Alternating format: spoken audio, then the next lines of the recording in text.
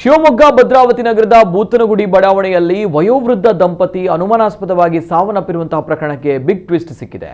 ಹಣ ಮತ್ತು ಚಿನ್ನಾಭರಣಕ್ಕಾಗಿ ಕಿರಾತಕ ವೈದ್ಯನೊಬ್ಬ ತನ್ನ ದೊಡ್ಡಮ್ಮನನ್ನ ಕೊಲೆಗೈದಿದ್ದಾನೆ. ವಿಐಎಸ್ಎಲ್ ನಿವೃತ್ತ ನೌಕರ 78 ವರ್ಷ ಪ್ರಾಯದ ಚಂದ್ರಪ್ಪ ಮತ್ತು 75 ವರ್ಷ ಪ್ರಾಯದ ಅವರ ಪತ್ನಿ ಜಯಮ್ಮ ಹತ್ಯೆಗೀಡಾದಂತಹ ಮೃತ ದುರ್ದೈವಿಗಳು. ಮೃತ ಚಂದ್ರಪ್ಪ ಅವರ ಸಹೋದರ ಫಾಲಾಕ್ಷಪ್ಪ ಅವರ ಪುತ್ರ ಡಾಕ್ಟರ್ ಮಲ್ಲೇಶ್ ಬಂಧಿತ ಆರೋಪಿ. ವಿಶೇಷವೆಂದರೆ ವೃದ್ಧ ದಂಪತಿಗೆ ಯಾವುದೇ ಆರೋಗ್ಯ ಸಮಸ್ಯೆ ಬಂದಾಗ ಆತನ ಬಳಿಯೇ ಚಿಕಿತ್ಸೆ ಪಡಿತಾ ಇದ್ರು.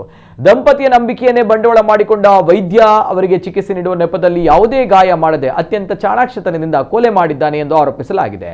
ವೃದ್ಧ ದಂಪತಿ ಕೊಲೆಯಾದ ಬಳಿಕ ನಾಪತ್ತೆಯಾಗಿದ್ದ ಚಿನ್ನಾಭರಣಗಳ ಜಾಡು ಹಿಡಿದ ಭದ್ರಾವತಿ ಓಲ್ಡ್ ಟೌನ್ ಪೊಲೀಸರು ತನಿಖೆಯ ಸಂದರ್ಭ ಡಾಕ್ಟರ್ ಮಲ್ಲೇಶ್ ಮೇಲೆ ಅನುಮಾನ ವ್ಯಕ್ತಪಡಿಸಿದರು. ಸದ್ಯ ಆರೋಪಿ ವೈದ್ಯನನ್ನ ಪೊಲೀಸರು ವಶಕ್ಕೆ ಪಡೆದು ವಿಚಾರಣೆ ನಡೆಸ್ತಾ ಇದ್ದಾರೆ. ಕೇವಲ ಹಣ ಮತ್ತು ಚಿನ್ನದ ಆಸೆಗಾಗಿ ಸ್ವಂತ ದೊಡ್ಡಮ್ಮನನ್ನೇ ಕೊಲ್ಲಲು ಈತ ಮುಂದಾಗಿದ್ದು ನಾಗರಿಕ ಸಮಾಜ ತಲೆ ತಗ್ಗಿಸುವಂತೆ ಮಾಡಿದೆ.